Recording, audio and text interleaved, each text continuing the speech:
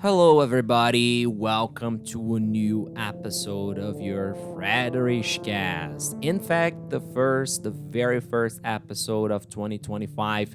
So, Happy New Year. I know I recorded the Happy New Year episode, and I've said that, but that's my opportunity to say, well, first of all, hi and welcome. If that's your first visit in our podcast, I really wish you all the best. Stick around and try us out and see if you like it. If you're not new in the house, welcome back.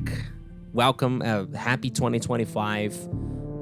May it be a blissful and amazing and powerful year for you and your family. And let us help each other by improving our Englishes, in the plural Englishes. Let me help you improve your English better. And you help yourself to do that, to improve your English and do speak English better in 2025. And man, I promise you, man or lady, I promise you, the so many doors of opportunity that will open up in front of you. Don't you ever for a second underestimate the power of speaking foreign languages, especially, of course, English, which is the most important language in the modern world. Okay, so not even for a second doubt it. So keep it in your mind. Keep it that English will open the doors to your career and of course to your life and to the improvements that are on their way, that are coming to you this year, the next year, and forever, as long as you do your part. And how can you do your part? Stick around, chat with us. I mean, listen to our chat here, because it is focused. If this is special, I'm saying this especially for the newcomers, for the visitors. This podcast has absolutely no intention of being an expert word. Much to the contrary, I'm an English teacher. I'm not expert in 99% of the topics I mention here. So the main focus here is having you listening to English spontaneous conversation. So I'm getting not ahead of myself, but I've done a gigantic introduction. This is the first of the year, so I am sure you will forgive me. But you already know that. You probably already, while I was talking about it, about the things I've just did, you've already probably gone to your to pick your cup of coffee, tea, beer, whatever it takes for you to relax. It's Friday. Thank goodness it's Friday, and it's lovely. It's lovely weather. At least here where I am, and at least so far. So, well, I'm very, very excited. And again, it's the first episode of the year. So just make sure you relax, you sit comfortable, and let's talk about something that is more than important. I mean, more than interesting, important, necessary. Okay? We're talking about security. And more than that, we're talking about security in vacation, in the vacation period, in December, well, January, some of the February. Here in South Hemisphere, we're talking about summer period. So it is the time of the year by far when people travel the most. Here in Brazil, go to the beaches, go to different places, but especially to the beaches. We have a tradition here in Brazil of going down. We even have a famous summer hit going on, talking about going down to Balneário Camboriú, which was exactly what I did. I mean, not exactly, but almost what I did. Something that I did this end of year, 2024.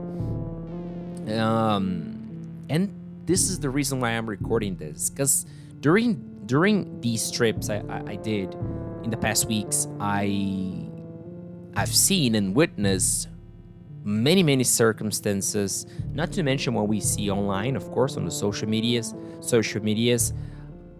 But yeah, so I kind of feel the obligation of dedicate a whole episode to talk about it, to give you my perspective again and once again, not as an expert, not as a professional working directly in these areas, of course not, as your English teacher friend that will help you do two necessary and important things at the same time. That is practicing your English with spontaneous conversations and having you more conscious towards the dangers of the dangers that are unfortunately related to this period and to these activities. That is the vacations, the holidays, the traveling period. Stick with me and let's go. So the very, very first care we must have, is with the traffic.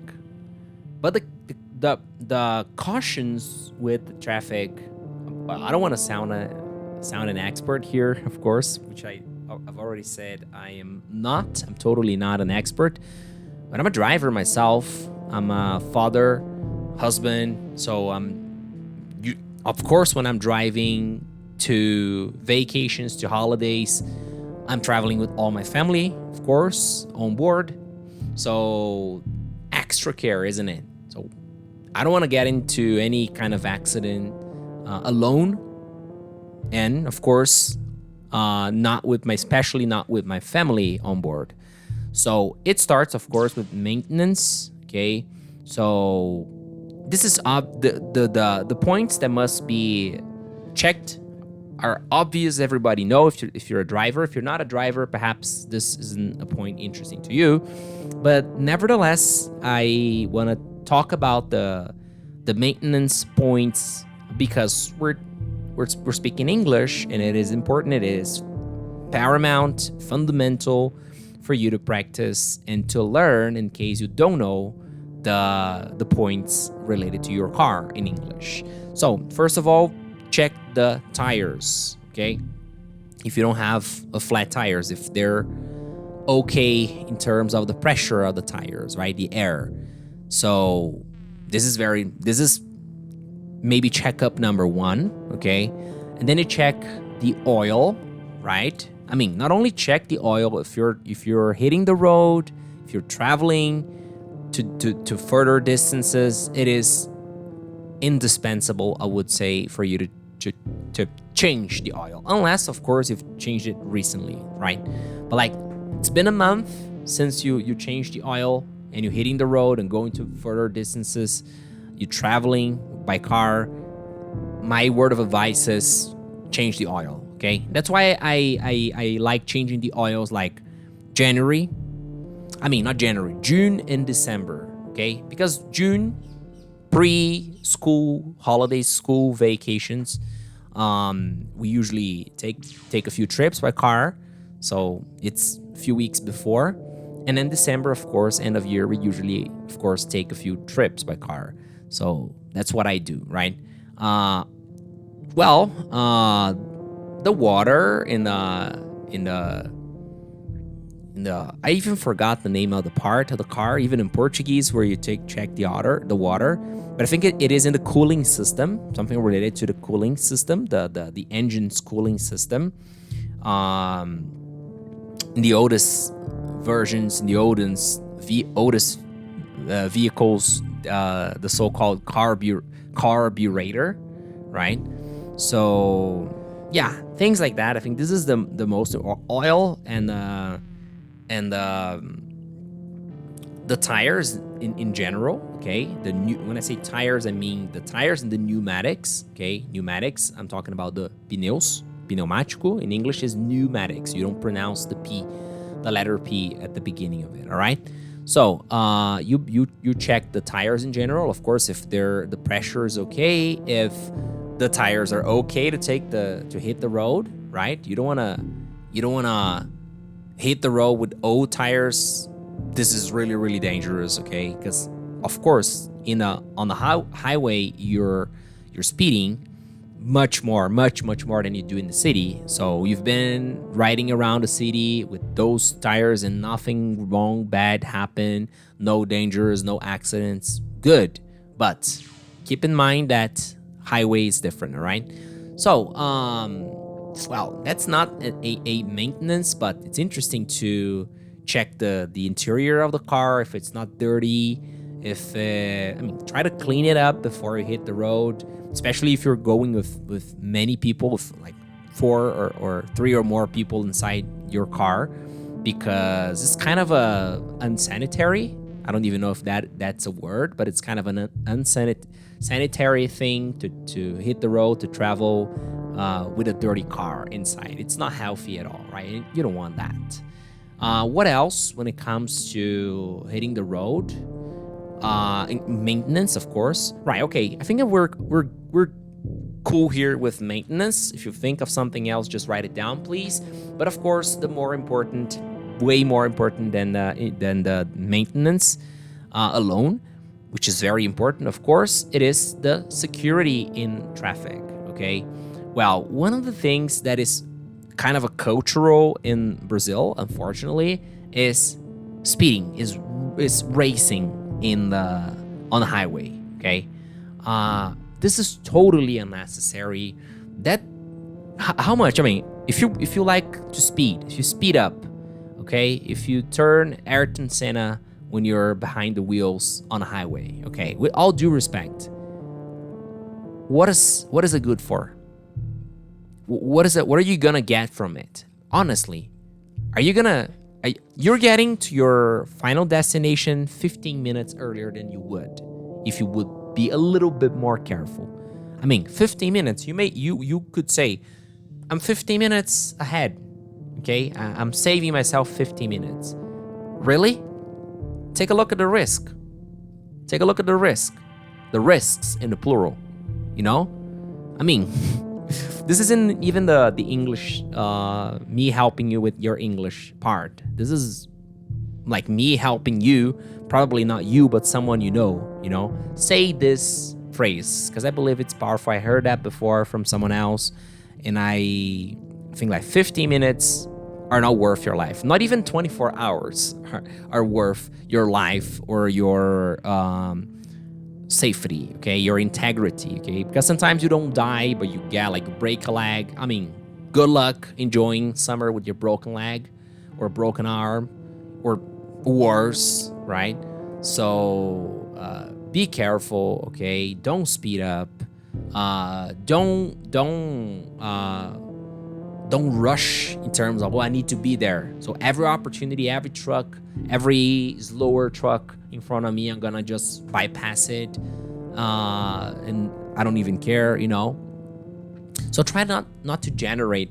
I mean, do not generate for Christ's sake an accident, a car crash, or anything like that. For the sake of you, for the sake of your family, for the sake of everybody else. This is what you must have and keep in mind. Okay, I know it sounds patronizing. Sounds like a father talking to a kid. That's totally not my intention, man. I'm talking to you and I'm talking to myself at the same time, because certain things, no matter how obvious they are, they must be repeated, okay? You have to keep that in mind. Your priority is not getting to the destination. I mean, it is one of your priorities, but in terms of a relevance, it's not the top priority getting in the destination, final destination. Security is your first priority. If not yours, you don't care about yourself. Think about other people. Think about your family, of course, but other people's families, okay? So do not make anything that could contribute to a car crash or accident, okay? Sometimes you're not the car crash directly, but you will influence other car crash. Even speeding, you may influence, because someone else may see you and go like, hey, I'm gonna speed up too. Of course, this is not 100% your fault, but it's your responsibility if that happens, okay? So, yeah. And of course, the last part of security in the traffic, in my personal opinion, again, no expert here, but the number of... I even didn't research the English term. Let me just do it right now. Pile up. Okay, the number of piling up car crashes, it's been absurd in Brazil in the past years, okay? And this is way, way more dangerous than you think, okay? And let me tell you something good. You could contribute for not happen, or at least you can do things to lower the chances, or to lower the chances of you getting really hurt or dead with your family, of course, if you get caught in a pileup accident. Of course, there are some situations, some places that it's kind of almost inevitable, okay? But let us just say the reality here. Most piling ups happen in descending roads, okay? Involving trucks, of course. There's no piling up without trucks. I mean, there's no way, okay? At least not a long one and a fatal one if there aren't trucks involved. Okay, so tip number one inside this: never be in front of a truck, especially if it's loaded, when you're going down. Okay, and more than that, if there's no extra space in the sideways, okay, of the highway, never do that, because if for any reason the trucker cannot access the brakes, or the brakes fail, it's over, game over. How can he reduce 100 tons going down? Gravity will be pulling it down. Okay, if you're in the middle of it, especially if you have another truck in front of you, it's a sardine can. Forgive my honesty, but yeah. So never be in front of a truck. Okay, overpass trucks when you're going up. When you're going up, safer than being in front of a truck than behind it, of course. But well, that will be tip number one. Tip number two: if you see that there is a car, the cars are stopping by, are breaking down, are reducing and stopping, make sure you don't just stop tailgating, meaning being really, really close to the back of the front truck, the truck in front of you, or even a car in front of you for that matter. Why? Because by doing that, you will have the possibility to just reverse to move the steering wheel volante, okay, to the side direction, okay, and just keep it there.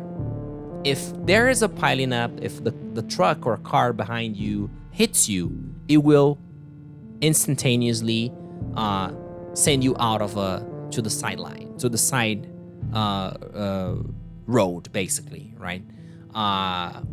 Sometimes maybe something dangerous do that, but it's at least there will be a chance. It's much better than being crushed in the middle of two trucks, believe me.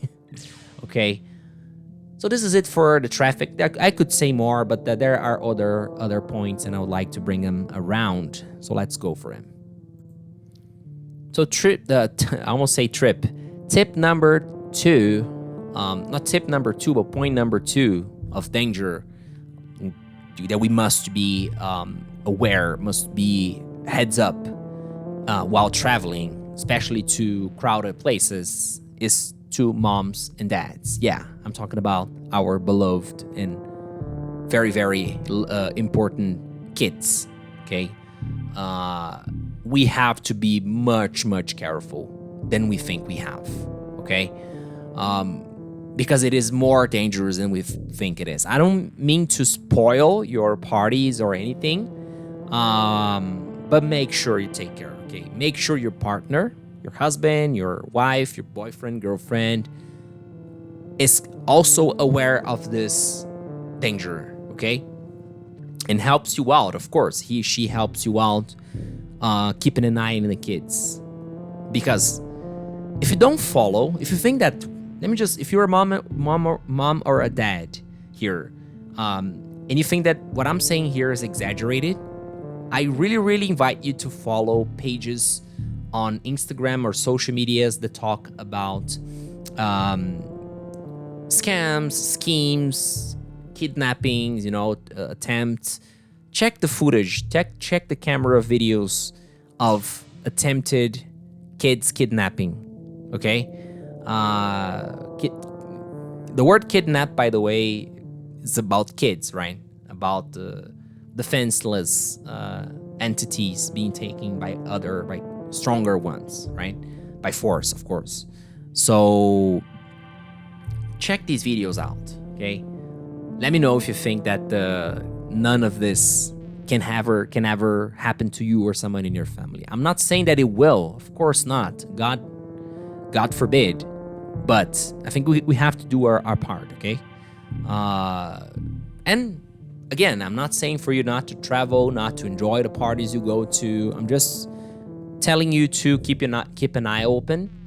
Follow these pages, because by following they're bringing these influencers will be bringing you new videos with new situations, and then you're up to date, so to say, about these possibilities.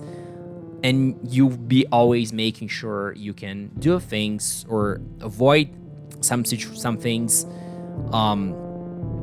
in order to stop it from happening, okay? Because one thing we need to keep in mind is not like, oh, if someone tries to take my kid away, I'll stop this person. Of course, if you see, you will. No matter how small you are, how defenseless you are, you will at least scream, especially in the crowded place. This is not the point. The point here is, what do you do so no one even can have the chance to try to steal your kid, right? To take your kids away. Well, first of all, is never take your eyes off your kid, okay? So if you go in the middle of a crowded place and you want to relax and you want to just have a beer, talk, have lots of beer, go to the beach and take a nap, don't take your kids, okay? If you don't have that option, don't go to these places, okay? In the public, I mean, right? Like beaches or something like that. Because it's fairly easy for a kid to be taken away.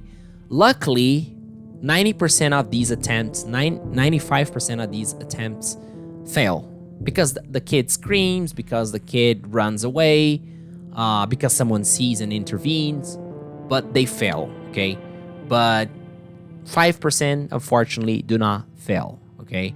So there are many people out there, not the majority, of course not, but there are more people than I would like to say that go just waiting for the opportunity of kidnapping, your children.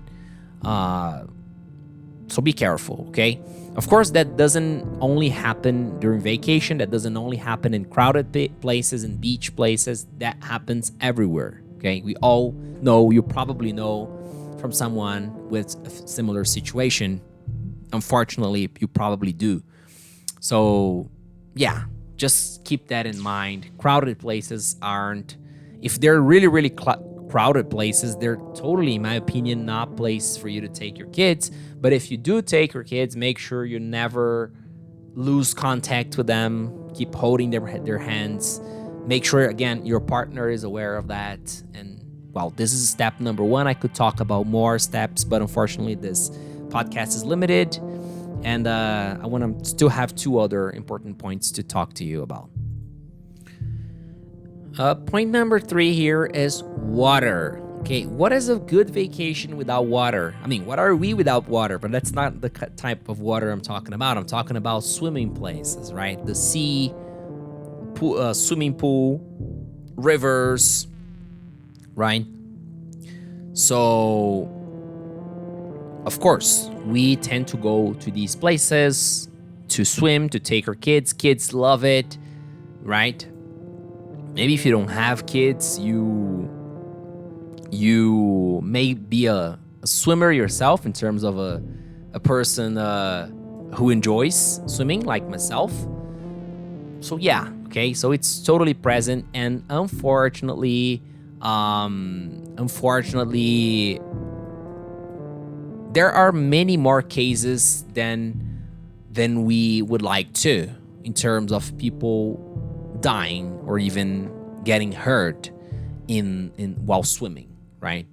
So, well, I would like to start off with the beach thing, with the ocean, right? And say to you that the ocean is one of the most dangerous things ever. I know it's quite fun playing in the waves. I did it these vacations. Perhaps I wasn't as careful as I would like to. Perhaps I exaggerated in some points here and there, but most of all, I can tell you I was keeping the situation under control. First of all, I don't drink. It's easier for me to talk about safety because I'm never drunk. So I never drink. But if I would drink, I would never do that with the intentions of swimming. Okay, this is a gigantically, enormously, hugely dangerous combo: alcohol and water. Okay, and swimming, to be more specific. So I think this is the one, right? Of course, take care of the kids, make sure that they don't go in dangerous places. But the ocean has a different type of danger, that is the stream, okay, corrente, because the maré, tide, goes up and down. That's the nature of the ocean. You like it or not, we like it or not, we believe it or not, we consider it or not. It's the nature of the ocean. Tides going up and down, all right? The stream going further and backwards. That every now and then drags you, okay? Drags someone, may drag you, of course, not all the time, but there is this chance. So one of the techniques is swimming to the side, not trying to swim back to the beach, but off the dragging, the backward stream, for example, right? This is an important word of advice, I believe. I am a little scared. This is more of a confession than a word of advice, but I'm scared of sharks too. So if you're swimming in a place where there is the risk of shark attack, watch out, double time, all right? Because this is really, or any other animals. For example, Australia, they're the so-called salties. That is the crocodile that lives in the salty water in the ocean. So you're in the middle of a beautiful beach, and then the gigantic croc by your side. If it's not hungry, probably won't even bother you. But if it is, which is quite possible, oh, bad day, my friend, bad day. Well, rivers too, because they have a much more intense stream. To be honest, I wouldn't recommend swimming in rivers, okay? No matter how fun they are. So if you are a fan of rivers, like I am myself, I must say, make sure you choose safer options in terms of the average, okay? Make sure you go to rivers, that you go every now and then, that the places where you can stand up, where it's shallow, right? Not deep. So that's it for the water purpose. Now, last but unfortunately not least, diseases. If you've been watching the news, there is an outbreak of viruses going out the beaches south of Brazil in the past weeks, right? I myself was a victim of one of these. Apparently, I didn't go to the doctor to see it, to confirm, but all the symptoms said so. I'm still recovering, not 100%, I'm 99%, but not 100%. So I can tell you this is really, really bad, okay? And this is perhaps the one thing here on my list that we can do the most to avoid, right? First of all, carrying around, no matter where you go, which I failed, by the way, this last trip, a hand sanitizer, the so-called gel alcohol, right? In English, you say hand sanitizer, because no matter where you go, when you return home, it's important for you to maybe even in the car. I mean, if possible, in the car too, right? So you go to the supermarket, in the beach, go to a snack bar, a bar, even to the beach. You come back, you wash your hands, you make sure you sanitize your hands and all your family. And by that alone, you will reduce drastically the chances of you getting any kind of viruses, right? Apart from the ones that are airborne, that are spread by the air, of course. These ones, there isn't much you can do unless, of course, avoid crowds. But avoiding crowds during summer, during the holidays, the vacation period, it is almost impossible, right? So, yeah, I would say that this is watch out, of course, for food you're eating so you don't get a food poisoning, right? Intoxicação alimentar in English, food poisoning. And you should be fine, you and your family. This is the most important thing. So be careful. This hand sanitizing tip goes all the year, but especially when you're traveling, okay? Take my word for it. I'm feeling in my very skin when I'm saying that. So I kind of know what I'm saying here. So thank you so very much for your lovely company in this first episode. And this is it for today. I see you in the next one. Bye bye.